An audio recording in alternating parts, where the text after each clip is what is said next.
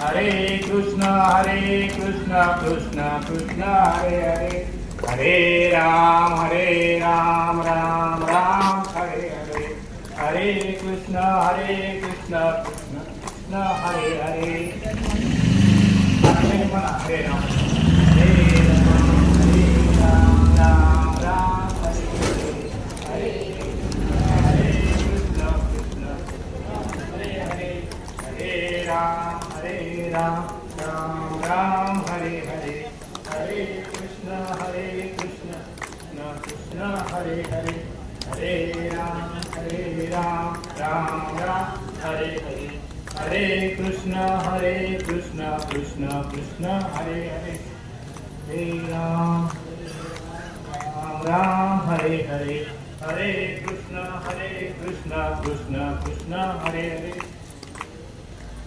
बोला पुंडलिकावते हरी विठ्ठल श्री ज्ञानदेव तुकाराम पंढरीनाथ भगवान की जय, माऊली ज्ञानेश्वर महाराज की जय, जगद्गुरु संत तुकाराम महाराज की जय. नमो सद्गुरु तुम्ही ज्ञान दीपा, नमो सद्गुरु सच्चिदानंद रूपा, नमो सद्गुरु भास्करा पूर्ण कीर्ती, नमो सद्गुरु सच्चिदानंद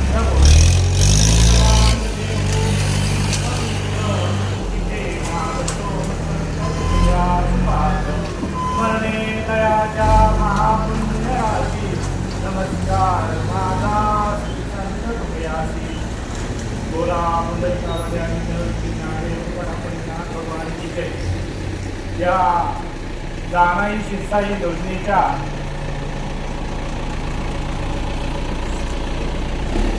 माध्यमातून शेतकऱ्यांना जे पाण्याचं वितरण सदोष वितरण होत होतं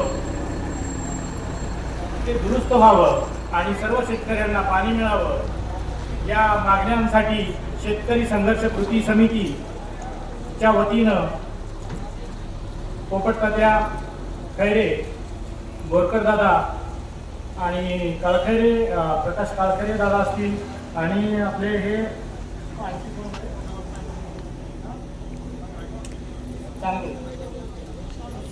सचिन साळुंखे, या 4 शेतकऱ्यांनी जे आमरण उपोषणाचे हाक दिले, आपल्या हक्कासाठी एक अस्तित्वाची लढाई या ठिकाणी उपोषणाच्या माध्यमातून आपल्यासमोर उभी केली आहे.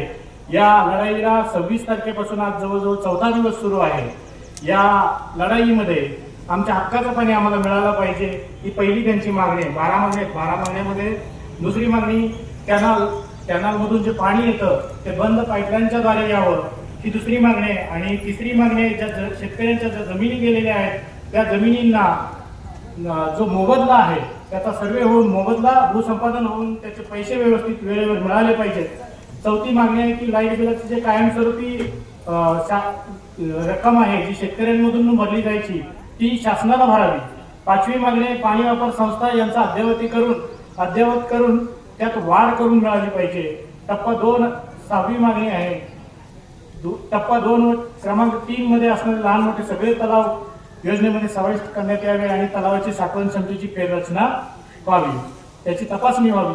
7वी मागणी महिन्यात क्रमांक 6 व योजनेमध्ये राहिलेली अपूर्ण कामे पूर्ण करून मिळावी.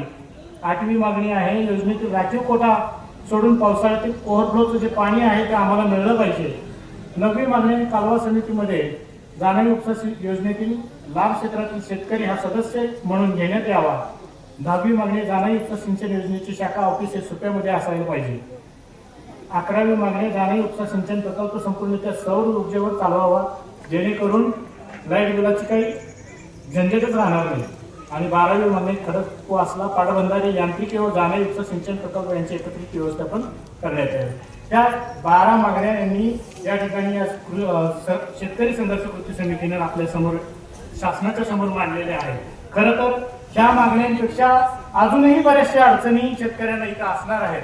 तरीही सगळ्यांच्या विचारातून सगळ्यांच्या चर्चेतून या 12 मागण्यांना प्राधान्य देण्यात आलेलं आहे आणि 4 दिवसापासून हे उपोषण सुरू आहे. मग प्रत्येकाला इथं पाठिंबा देण्यासाठी येत आहेत लोकप्रतिनिधी, काही येत आहेत, काही प्रतिष्ठित माणसं येत आहेत. अगदी मगाशी आपले विकास लवांडे प्रदेश प्रवक्ता आहेत एनसीपीचे, ते येऊन गेले. आता शिवतारे बापू जे माजी मंत्री आहेत ते येऊन गेले, त्यांनी पाठिंबा दिला.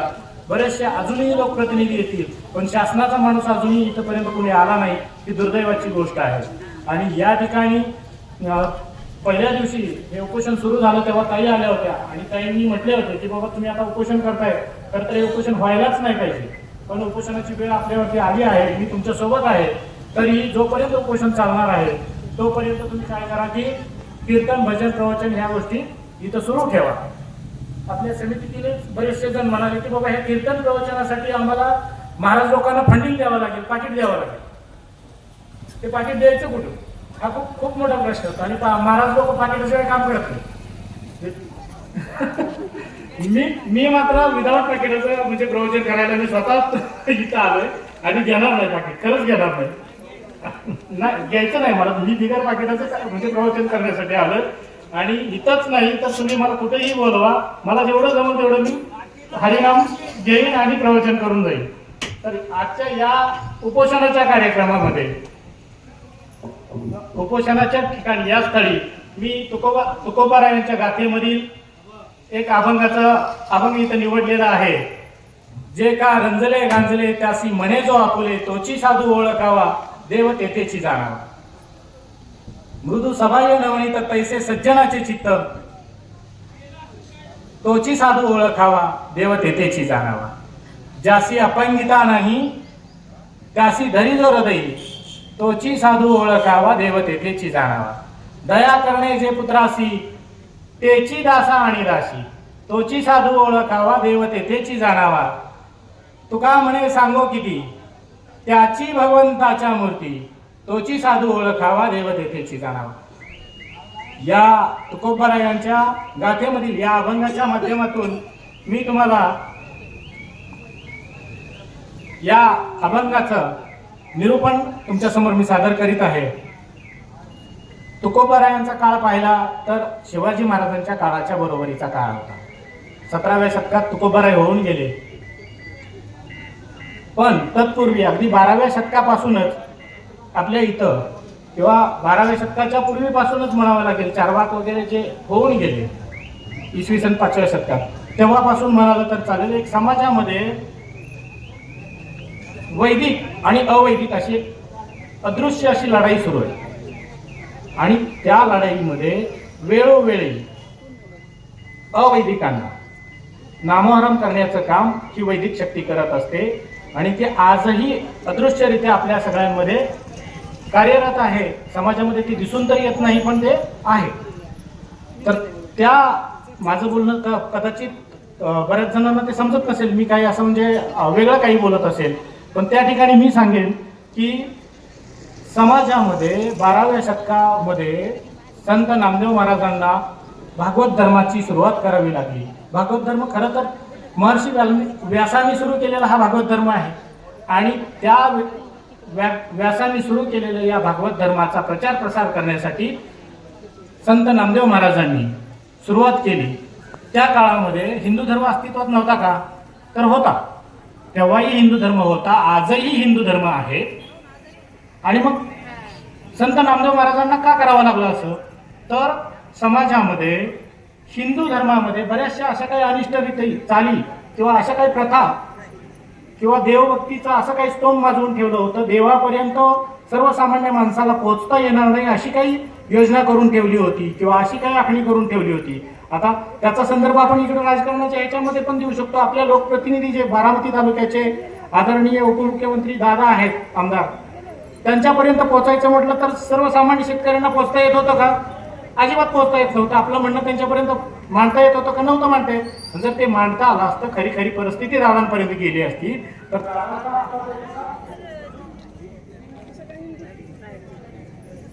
कामाचा हे पाहतो आपण, आवाका पाहतो, बरीचशी कामं दादा एका दिवसामध्ये पार पडून जातात. तर ते आत्तापर्यंत हे जाणाई शिरसाईचं काम असं रखडलं नसतं जर का त्यांच्यापर्यंत खरी परिस्थिती गेली असती. मी दादांची स्तुती करतोय किंवा दादांच्या पार्टीच्या बाजूने बोलतोय असं काही वाटू देऊ नका. तर तसंच अगदी 12व्या शतकामध्ये समाजामध्ये हिंदू धर्मामध्ये असं काही होतं की सर्वसामान्य भक्ताला देवापर्यंत पोहोचता येणार नाही. अशा पद्धतीची पूजा अर्चा किंवा तीर्थाटनं अशा काही गोष्टी सांगितल्या जायच्या की देवापर्यंत हा माणूस गेला नाही. जाण्याच्या अगोदर आम्हाला दान दक्षिणा मिळाली पाहिजे, आमच्या समाजाचं कल्याण झालं पाहिजे, आमच्या वर्गाचं, आमच्या हितचिंतकाचं, आमच्या सगळ्या सोयऱ्यांचं भलं झालं पाहिजे. अशा पद्धतीची रचना समाजातील एका ठराविक वर्गाने करून ठेवलेली होती. म्हणजे आज जाण्यात चालू होतं. देव या शब्दावरती आलापल्ले असं गुणाचं जाळं तयार केलं गेलं आणि गुणाचं जाळं तयार केलं गेलं आणि त्या देवाच्या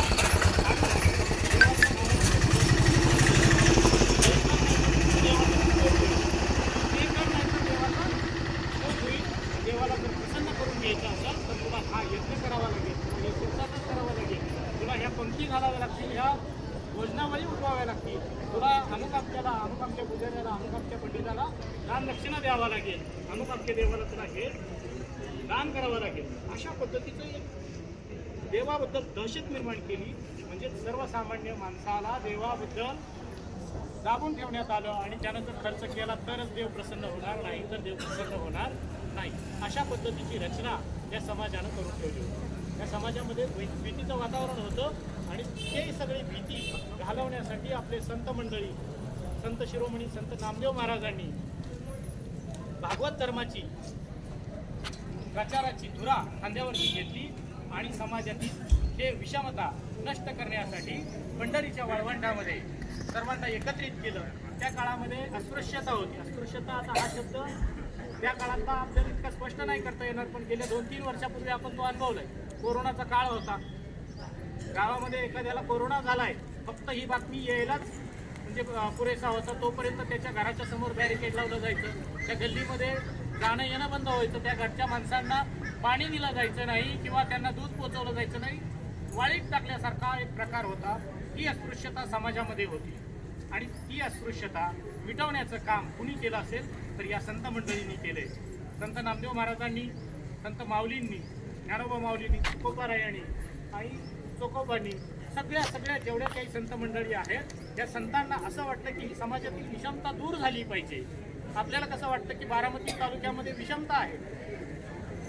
त्यात 23-25 गावं ओलांडून जेव्हा आपण खाली जातो तेव्हा ते पाण्याच्या खालची गाव आहेत. ते सांगतात की हे जिरायत पट्ट्यातून आलेत. किंवा मी परवा दिवशी माझी ओळख करून देताना ताईंच्या कार्यक्रमामध्ये मला सांगितलं की बाबा तुमचं नाव सांगा, तुमचं गाव सांगा. जेव्हा मी माझं नाव सांगितलं आणि गाव सांगत होतो तेव्हा मला आवर्जून उल्लेख करावा लागला की मी जिरायत पट्ट्यातून येतोय. म्हणजे ही वास्तविकता होती आणि तशी परिस्थिती त्या काळातही समाजामध्ये होती आणि ती विषमता दूर करण्याचं काम कुणी केलं असेल तर या संत मंडळींनी केलं. ते भागवत धर्माच्या माध्यमातून केलं.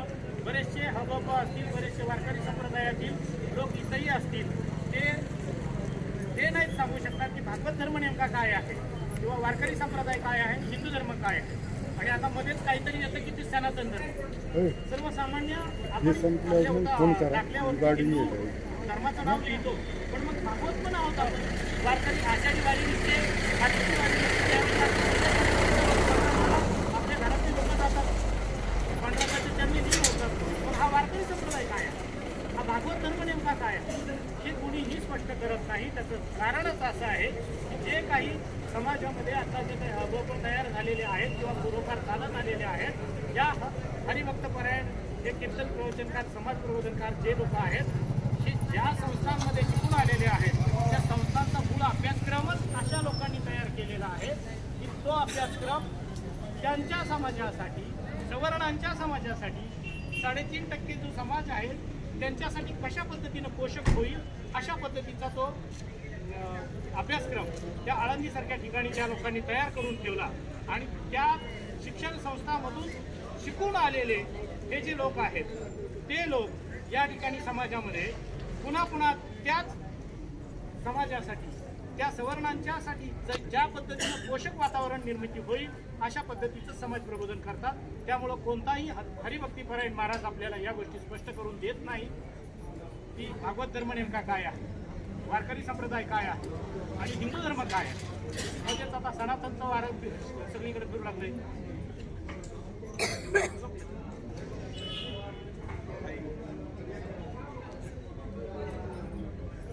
तर या प्रवचनरूपी सेवेमध्ये आपण तुकोबारायांच्या गाथेतील जो अभंग निवडला आहे त्या अभंगाच्या पहिल्या चरणात तुकोबाराय सांगतात, जे कारंजले गांजले त्यासी म्हणे जो आपुले, सोची साधू ओळखावा देव तेथेची जाणावा. या अभंगाच्या पहिल्या चरणामध्ये तुकोबाराय सांगतात जे समाजामधील वंचित घटक आहे, दुःखी आहे, गरीब आहे, दलित आहेत, ज्यांना कुणीही वाली नाही, अशा समाजाला, अशा समाजातील घटकाला जो आपुले म्हणतोय, आपलंसं करून घेतोय, त्यांना आधार देतोय, त्यांना जवळ करतोय, अशांनाच साधू म्हणून ओळखावं. साधूची व्याख्या तुकोबाराय या ठिकाणी करतात. देव तेथेची जाणावं असं सांगतात. पवार साहेबांच्या भेटीला गेल्या आठवड्यामध्ये आम्ही जेव्हा गेलो होतो, सुप्यातील ही जी सगळी मंडळी होती त्यांच्यासोबत मीही होतो, त्या ठिकाणी पवारसाहेब ह्या जाणाई शिरसाई योजनेचं महत्त्व सांगत असताना ते सांगत होते की मी माझ्या काळामध्ये मी माझ्या सहीनं ही योजना इथंपर्यंत आणलेली आहे. या ठिकाणी या भागातलं जे दुष्काळग्रस्त भागातलं जे काही वास्तव आहे ते पवारसाहेबांनी तेव्हा जाणून घेतलं होतं, पण पुढं जाऊन त्या योजनेचं इथंपर्यंत अशा पद्धतीचं फलित होईल हे त्यांना तेव्हा वाटलं नव्हतं. बऱ्याचशा गोष्टी त्याच्यामध्ये आल्या, बऱ्याचसा भ्रष्टाचार झाला, बऱ्याचशा काही गोष्टी समोर आल्या आणि सामान्य शेतकऱ्यांच्या शेवटच्या टोकापर्यंत पाणी काही गेलं नाही.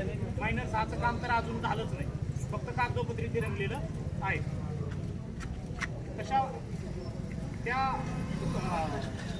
देशाचे नेतृत्व आदरणीय शरदचंद्र पवार साहेबांच्या या जाणाई शिरसाई योजनेपर्यंत आणण्याचं जे काम आहे ते आपण या तुकोबाराय यांच्या अभंगातल्या पहिल्या चरणाशी आपण जोडू शकतो. जे काय उद्धने गांधरे शास्त्रीने जो आपले तोची साधू ओळखावा देव तेथेची जाणावा.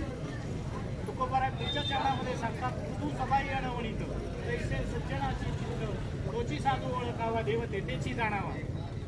आता मृदू सबाई अणवणीत तैसे सज्जनाचे चित्त या चरणामध्ये तुकोबाराय सांगतात नवनीत म्हणजे काय तर आपण जे लोणी घरामध्ये काढतो त्या लोणी कसं असतं एकदम मऊ मऊ असतं. तर सज्जनाचं चित्त कसं असावं तर ज्याचं चित्त मृदू आहे, सगळं काही ऐकून घेण्याची त्याची तयारी असते. अगदी आमच्या कमल मावशी त्या दिवशी इतक्या आक्रमकपणे ताईंच्या समोर बोलल्या की आम्ही तुम्हाला इतके दिवस मोठे केलं आहे आणि तुम्ही आम्हाला कवर फसवणार आहे. इथून पुढे आम्ही तुम्हाला एकदा फसवलं तर काय तरी सुद्धा ताईंचं जे काही आहे ते ऐकण्याची स्थिती शांतच होत्या. ऐकून घेतलं, उलट ताईंना अभिमान वाटला. मलाही त्यांचा निरोप आला की मला ते असे प्रश्न विचारणारे माझे मतदार हवेत. माझ्यापर्यंत हे 15 वर्षात आलंच नाही. आतापर्यंत ताईंच्या पर्यंत इथल्या काही गोष्टी गेल्या नाहीत किंवा साहेबांनीही लक्ष घातलेलं नव्हतं. तशा पद्धतीनं कमल मावशींनी जेव्हा बोलल्या तेव्हा ताईंच्या समोर लक्षात आलं की इथलं वास्तव काय आहे, इथली विषमता काय आहे, इथल्या शेतकऱ्यांची काय अवस्था आहे. त्यांच्या त्या शब्दातून त्यांच्या त्या भावना त्यांच्यापर्यंत पोहोचल्या. मृदू सबाई अणवणीत तैसे सज्जनाचे चित्त. सुप्रियाताईंच्या त्या दिवशीच्या त्या कृतीतून त्यांनी आपल्यासमोर इथं बसल्या होत्या. हे जे आंदोलन सुरू झालं तर हे आंदोलन काही एका अधिकाऱ्याच्या ऑफिसमध्ये मिटणारं नाही आहे की बाबा आपण तिथे गेलो त्या अधिकाऱ्याच्या तिथं मागणी मांडली तर तिथं ते संपून जाईल असं नाही. एका अधिकाऱ्याने मागणी मांडणी केली. याच्यामध्ये ज्या जाणाई शिरसाई योजनेमध्ये ज्या काही जमिनी गेल्यात त्या शेतकऱ्यांना अजून त्याचा मोबदला मिळालेला नाही, ते भूसंपादनच झालेलं नाही, पण कागदावरती त्यांनी ते रंगवून ठेवले. तर मृदू सबाई अणवणीत ह्या सगळ्या गोष्टी ऐकत असताना ताईंनी काय केलं, आपल्यासमोर माईक ओपन करून, साऊंड ओपन करून माईकच्या समोर मोबाईल धरून कलेक्टर साहेबांनाही फोन केला. सगळ्यांना ओपन अप ऐकवलं की नेमकं काय चाललंय. कलेक्टर साहेबांशी फोन झाला. जलसंपदा विभागाचे जे कोणी कानेटकर साहेब आहेत त्यांच्याशी बोलणं झालं.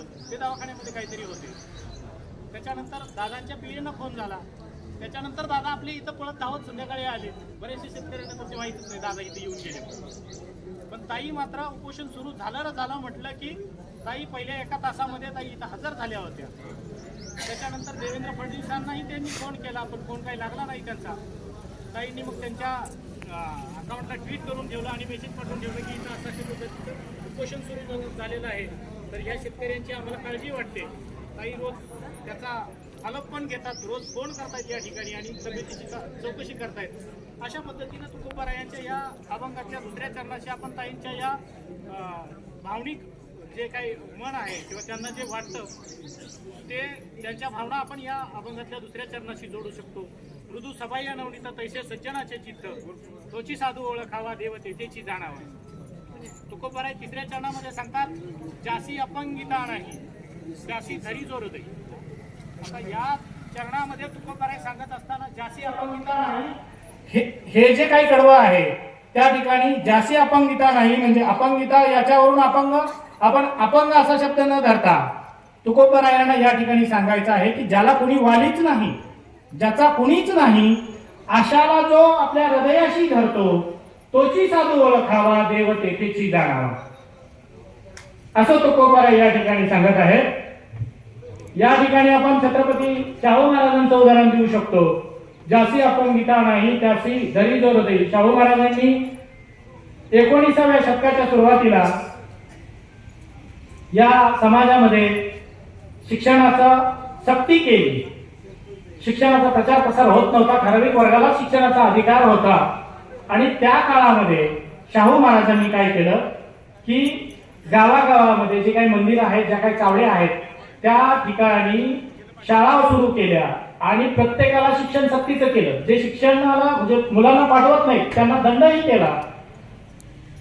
एक कळकळ होती, तळमळ होती की माझा सर्वसामान्य बहुजन समाज शिकला पाहिजे. शाहू महाराजांनी समाजातील ही विषमता ओळखली होती की ठराविक लोकांना शिक्षणाचा अधिकार आहे.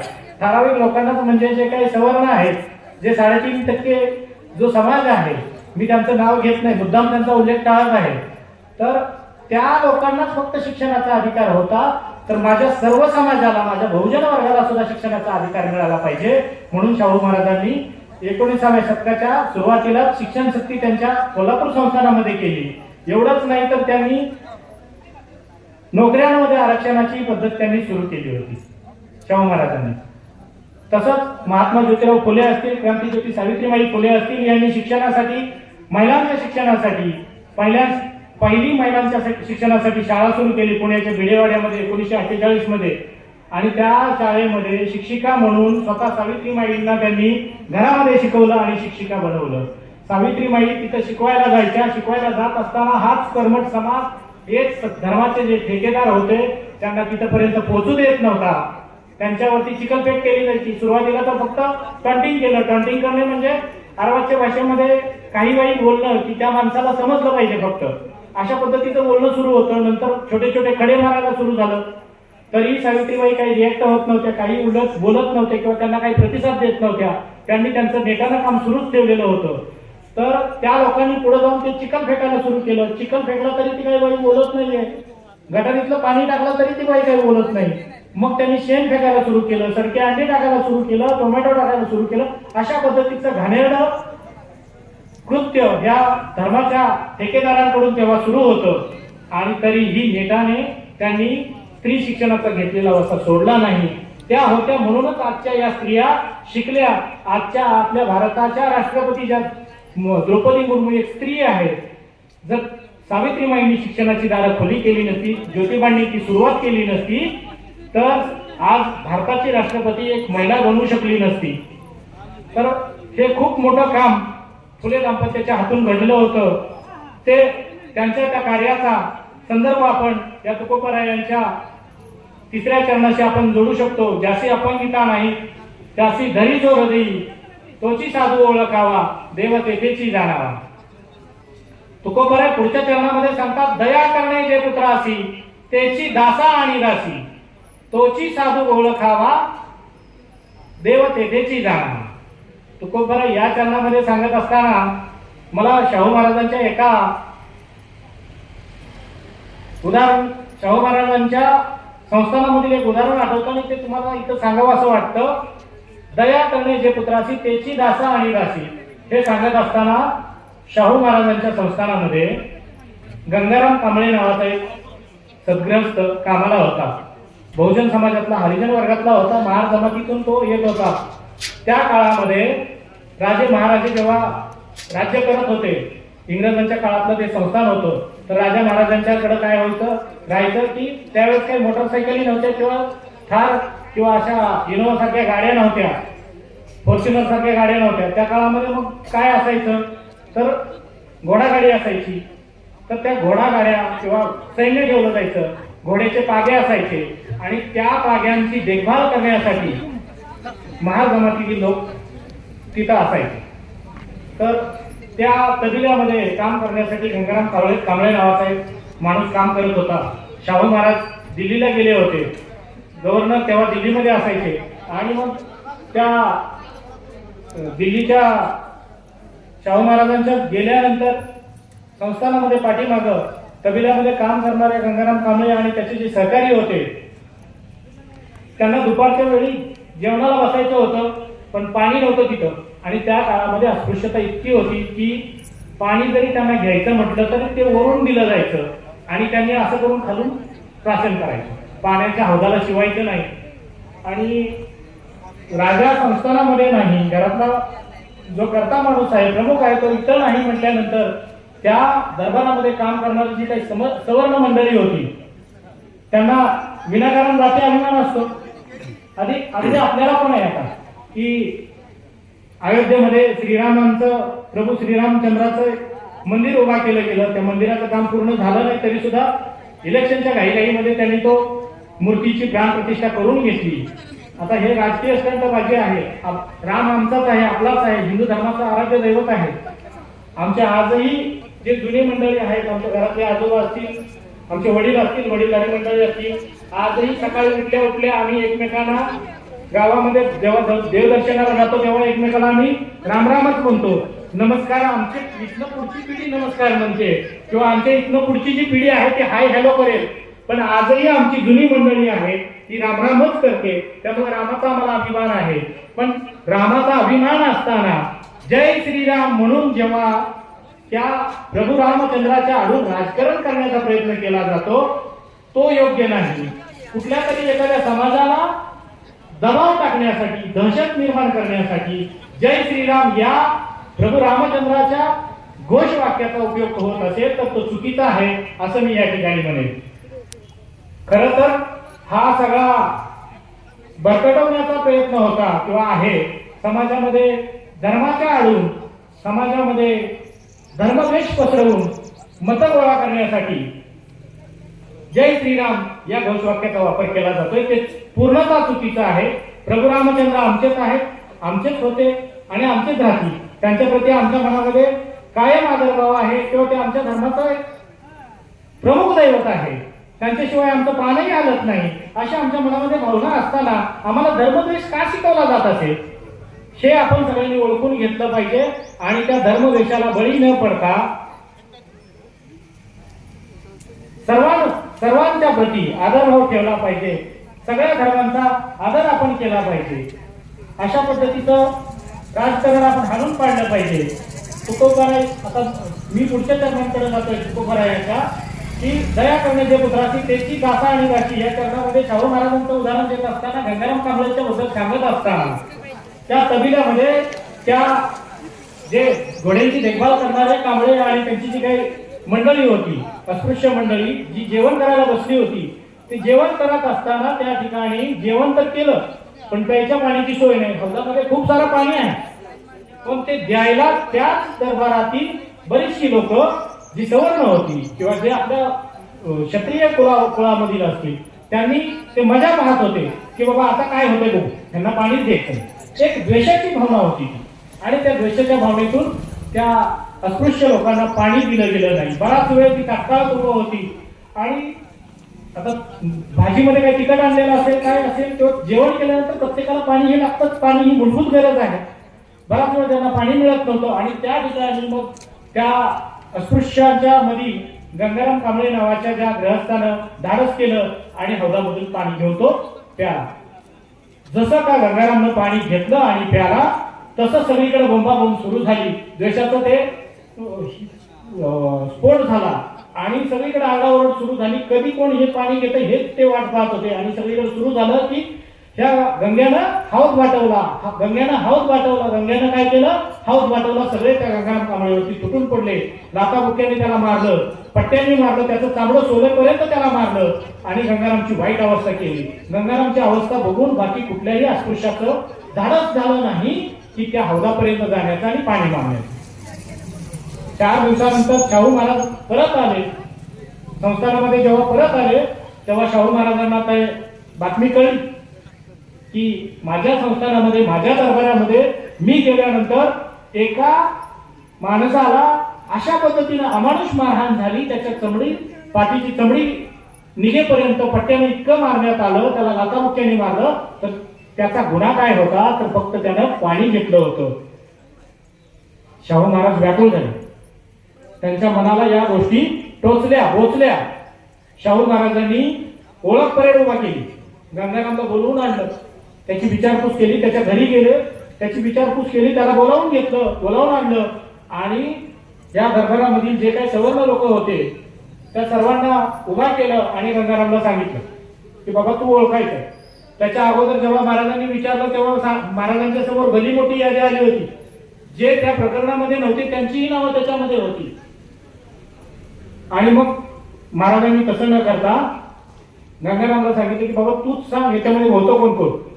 आता काय होतं ते अशा ठिकाणी जो नाही त्याचंही नाव तिथं दिलं जातं आणि पाठीमागचा कुठला तरी द्वेष असतो तो काढला जातो. तर तसं न होता ज्यांनी खरंच त्याच्यामध्ये गंगारामला मारहाण केली होती त्यांना शिक्षा व्हावी एवढी एक माफक अपेक्षा होती. आणि महाराजांनी त्या पद्धतीने गंगारामला ओळखायला लावलं. गंगारामने ज्यांची नावं त्याच्यामध्ये ओढण्यात आली होती ती लोक तिथं प्रत्यक्ष नव्हती त्यांना त्या बाजूला केलं आणि जी लोक प्रत्यक्ष त्या कटामध्ये सहभागी होती गंगारामला मारण्यामध्ये होती त्यांना त्यांनी ओळखलं. पण सांगितलं, महाराजांना एक विनंती केली की तुम्ही यांना शिक्षा करू नका अशी विनंती केली. पण महाराजांनी तसं न करता त्यांनाही पाठीचं चमडे निघेपर्यंतची शिक्षा केली या प्रकरणामध्ये. आणि त्याच्यानंतर गंगाराम कांबळेला एक चहाचं हॉटेल काढून दिलं चौकामध्ये. त्याला सांगितलं तू माझी नोकरी सोड आणि मी हॉटेल चालव. आणि स्वतः महाराज शाहू महाराज छत्रपती शाहू महाराज त्या हॉटेलमध्ये चहासाठी जायचे. ज्या काळामध्ये समाजामध्ये अस्पृश्यता वकाळलेली असताना अस्पृश्यतामध्ये एकमेकाला स्पर्शही नाही किंवा हरिजन वस्तीतील एखादा माणूस पुढे गेला तर त्याच्या पाठीमागे झाडू बांधलेला असायचा, त्याच्या पावलावर पावलंही तिथं गावामध्ये उठू दिलं जायचं नाही. अशा काळामध्ये शाहू महाराजांनी त्या गंगाराम कांबळेला हॉटेल काढून दिलं. त्याच्या हॉटेलमध्ये ते चहा प्यायला जायचे आणि जे काही राज्यातली कामं होती जे काही लोक कामं घेऊन यायची ते त्या हॉटेलमध्ये बसून सोडवायचे आणि सांगायचे चहा घे. आता राजा जेव्हा सांगतोय की बाबा चहा घे तेव्हा कोणाची हिंमत व्हायची नाही की बाबा नको मला हा चहा नको. तर सगळ्यात पहिल्यांदा अस्पृश्यता दूर करण्याचं काम कुणी केलं असेल तर माझ्या कोल्हापूर संस्थानाच्या छत्रपती शाहू महाराजांनी केलं. त्यामुळं तुकोबारायांचा 450 वर्षापूर्वी लिहिलेल्या अभंगातील हे 4थं चरण दया करणे जे पुत्रासी तेची दासा आणि दासी हे चरण या ठिकाणी शाहू महाराजांना लागू पडतं, शाहू महाराजांच्या या कृतीला लागू पडतं असं मी म्हणेन. तुकोबाराय पुढच्या चरणामध्ये सांगतात, अभंगाच्या पुढच्या चरणात तुकाराम महाराज सांगतात, तुका म्हणे सांगो किती त्याची भगवंताच्या मूर्ती. तुकोबाराय काय सांगतात की त्याची भगवंताच्या मूर्ती म्हणजे माणसातला देव तुम्ही ओळखा. तुकोबाराय एकाच्या अभंगामध्ये सांगत असताना सांगतात, तुका म्हणे सांगो किती त्याची भगवंताची मूर्ती. तुकोबाराय म्हणतात, तुका म्हणे मूळ जना देही देव का पाहिना म्हणजे माणसातला देव का तुम्ही पाहत नाही असं तुकोबाराय सांगतात. देव माणसात आहे असं सांगत असताना तुकोबाराय सांगतात की देव देहात देहात काहो जाता देवळात, देव देहात देहात काहो जाता देवळात. पुढच्या चरणामध्ये तुकोबाराय इथं सांगतायत की माणसातला देव तुम्ही पाहायला शिका. देव देहातच आहे, माणसामध्ये देव आहे. तुम्ही देवळामध्ये जाता आणि त्या मूर्तींना पूजा करून येता तर देवळात देव नसून देव माणसामध्ये आहे. जे का रंजले रांजले त्यासी म्हणे जो आपुले तोची साधू ओळखावा देव देतेची जाणावा. या अभंगाच्या पहिल्या चरणाच्या नंतर तुकोबाराय सांगतात, मृदू सबाह्य धवळीत तैसे सज्जनाचे चित्त. पुढच्या चरणामध्ये तुकोबारायांनी सांगितलं, ज्याचे अपंगिता नाही त्याची धरी जो हृदयी. त्याच्या पुढच्या चरणामध्ये तुकोबाराय म्हणून गेले की दया करणे जे पुत्रासी तेची दासा आणि दासी. आणि शेवटच्या चरणामध्ये तुकोबारायांनी सांगितलं, तुका म्हणे सांगो किती त्याची भगवंताच्या मूर्ती. तर या ठिकाणी अशा पद्धतीनं मी महापुरुषांची उदाहरणं दिली, महात्मा ज्योतिराव फुलेंचं उदाहरण दिली, या ठिकाणी बाबासाहेबांचं उदाहरण दिलं, या ठिकाणी शाहू महाराजांचं उदाहरण दिलं. तसंच आपल्या आदरणीय खासदार लोकप्रतिनिधी सुप्रियाताईंचंही उदाहरण दिलं आणि आपल्या इथं त्या दिवशी बोललेल्या या कमलताई मावशी कुठे त्याचंही इथं उदाहरण दिले की त्यांनी त्या आक्रमकपणे त्यांच्या भावना व्यक्त केल्या आणि त्या करायलाच हव्या होत्या तेव्हा त्या टाईमपर्यंत पोहोचल्या. नाहीतर त्यांना 15 वर्षात काय कळलंच नव्हतं गीत चाललंय नेमकं काय ते. आणि तुका म्हणे सांगो किती अगदी आदरणीय साहेबांचंही मी इथं उदाहरण दिलं की ही शेतकरी संघर्ष समिती जेव्हा गोविंद बागेमध्ये गेली होती तेव्हा मी तिथं उपस्थित होतो आणि साहेबांनी सांगितलं की माझ्या सहीनुसारच तिथं ही योजना आलेली आहे, पण गेल्या 15-20 वर्षामध्ये माझंच लक्ष नसल्यामुळं बऱ्याचशा काही त्रुटी आलेल्या आहेत. आपण सगळे मिळून ह्या दूर करण्याचा आपण प्रयत्न करू, हे साहेबांचे शब्द होते. किंवा ताईंनी सांगितलं की मी तुमच्या सोबत आहे, उपोषणाला यश नाही आलं तर मी स्वतः उपोषणामध्ये इथे येऊन बसेल. एवढंच नाही तर मी या पूर्ण आंदोलनाचं मॉनिटरिंग करेन, म्हणजे फॉलोअप घेत राहील, रोज काय चाललंय त्याची चौकशी करत राहील आणि त्या पद्धतीनं ताई करत आहेत.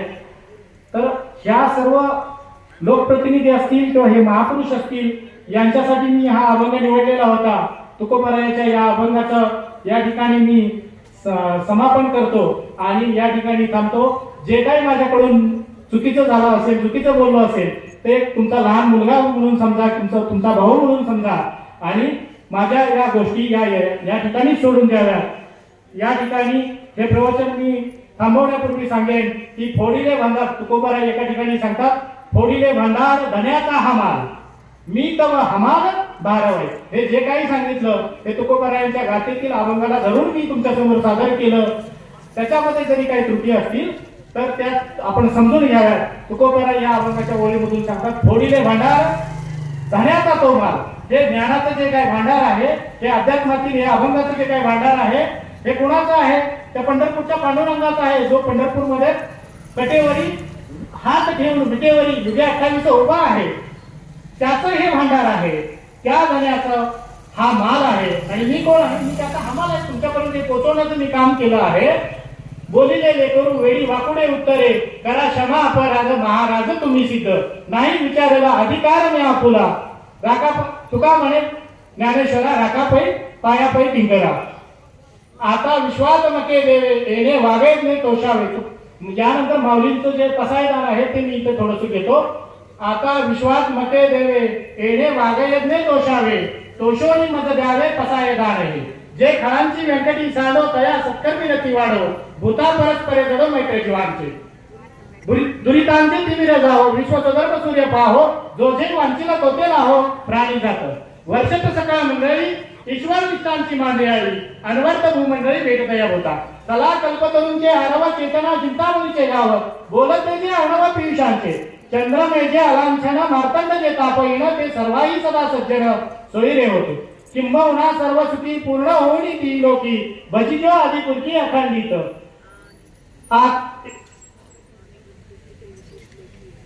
आता ग्रंथोपजीवी आहे, विशेष लोकी आहे. पुढे सुरू करा ना. दृष्टादृष्ट विजय व्हावे, येत म्हणे श्री विश्वेश्वराव, हा होईल दान कसाव, येणे वरे ज्ञान देवो सुखिया झाला, येणे वरे ज्ञान देवो सुखिया झाला. बोला पुंडलिकावर हरिविठ्ठल श्री ज्ञानदेव तुकाराम पंढरनाथ महाराज की जय. या पुणेश्वर महाराज की, जगद्गुरु संत तुकाराम महाराज की जय. या ठिकाणी या प्रवचन रूपी सेवेला पूर्णविराम देण्यापूर्वी मी पुन्हा एकदा शेतकरी कृती समिती, शेतकरी संघर्ष कृती समिती या समितीला पुन्हा एकदा धन्यवाद देतो. या सुभे पर्यायामध्ये छत्रपती शाहू महाराजांची, छत्रपती शिवाजी महाराजांची जी जागिरी होती, शहाजीराजांची जी जागिरी होती, त्या जागिरीच्या या पावनभूमीमध्ये मला या प्रवचन रूपी सेवेचं पुष्प वाहण्याची तुम्ही मला संधी दिली, त्याच्याबद्दल मी पुन्हा एकदा तुमच्या सर्वांचं धन्यवाद मानतो, आभार मानतो. आणि या ठिकाणी ही सेवा समाप्त करण्यापूर्वी पुन्हा एकदा पांडुरंगाच्या चरणी या आंदोलनाला यश येवो अशी प्रार्थना करतो आणि थांबतो. बोला पुंडलिकावर हरिविठ्ठल श्री ज्ञानदेव तुकाराम पंढरनाथ भगवान की जय. माऊली ज्ञानेश्वर महाराज की जय. जगद्गुरु संत तुकाराम महाराज की जय.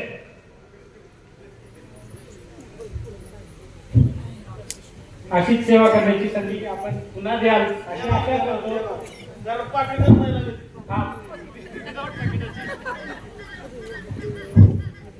गमतीने म्हणलोय महाराज, धन्यवाद आपले.